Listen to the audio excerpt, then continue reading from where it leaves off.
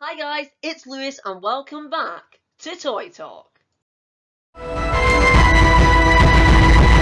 today I'm going to be talking about character options. But I do want to say this is in no way an attack on character options, because I really love them. But this is mainly because how they started. In 2005, this is where we got our first ever Doctor Who action figures. These were the Ninth Doctor, Rose, and two Daleks.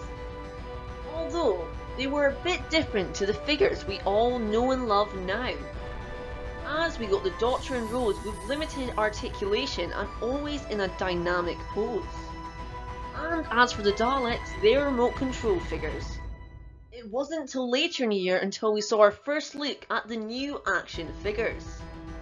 These figures were based off the current series at the time, Series 1. In 2006, the action figures continued, this time based off Series 2. It also introduced the 10th Doctor's TARDIS playset, as well as deluxe figures. In 2007, the next line of action figures were based off of Series 3. And in 2008, they were based off of Series 4. But it gave us the best of them as part of a Build-A-Figure wave. And in 2009, we got a wave based off of The End of Time. We got so much action figures throughout this era of Doctor Who. And there were going to be more. That's right, believe it or not, there was a lot of discontinued action figures. In fact, I spoke about all the discontinued action figures in a previous video. Then came the change of the Doctor, and this is where things started to go wrong. But not for Series 5, as we got quite a lot of action figures. It even gave us a brand new TARDIS playset. In 2011, we still got a lot of action figures, but most of them were variants rather than completely new sculpts. Now, I think it's fair to say that this year was disappointing. We barely got any new action figures.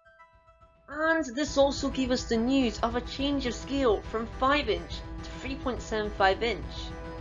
Although this absolutely terrified fans, I was actually quite excited because I thought that this meant more Doctor Who action figures.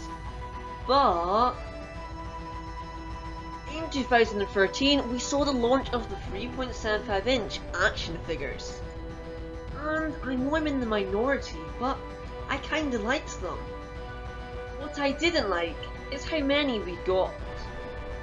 But to make up for that, we got 4 new Time Zone playsets, and some even came with their own figurine, like the Crooked Man from Hyde and the Ice Warrior out of its armour from Cold War. But that wasn't the end of the 5" range, as we got Toys R Us exclusive Doctor and Dalek sets, and we also got the War Doctor action figure after the 50th anniversary.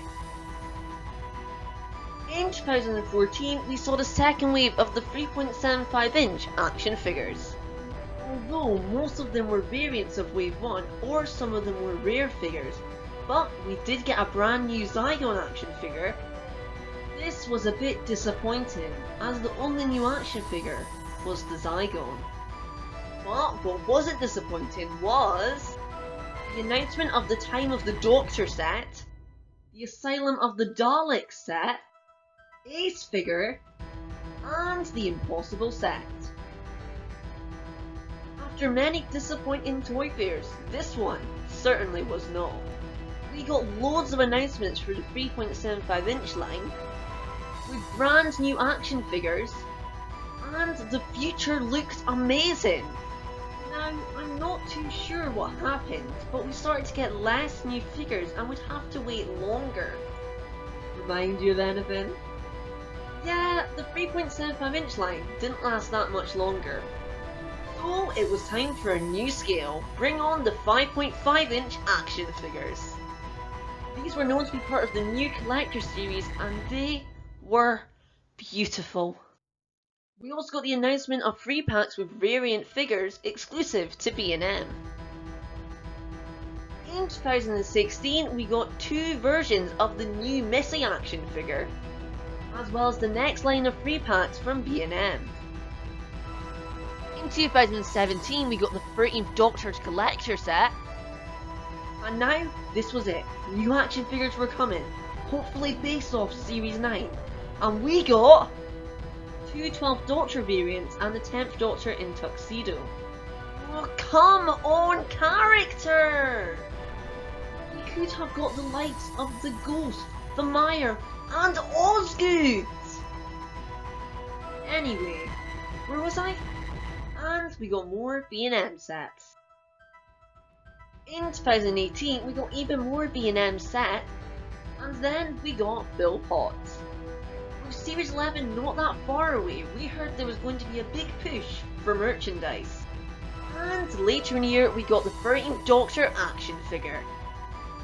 This was just a short recap, but if you want a more in-depth and more detailed one, then I highly recommend you check out DW to DWFA's documentary based on character options figures and the history of figure adventures. And that brings us to now. This Toy Fair we got the announcement of the companion set. If you want to hear my thoughts about them, I talked about them in a previous video. But what I didn't know at the time was the recent image of the backs of them. And the head sculpts, from what I can tell, look amazing. But the bodies are from Primeval figures. So yeah, this looks to be the future of figures. Basically, customs. But this could be a good thing. If they just do new head sculpts and existing bodies, then this could mean more action figures and possibly for a cheaper price. And the main reason of this is due to the cost of making new sculpts. So this will be cheaper to do and in the future could lead to a brand new action figure. And I'm not saying that customs are a bad thing, because the likes of Captain Jimmy Pie and Rebel Hoovian make amazing customs. Another positive note is for the recent B&M 3 packs and 2 packs, where they're all variants with retooling and look amazing. So the future may not be brand new action figures, but it's figures nonetheless. I've been Lewis and you've been brilliant.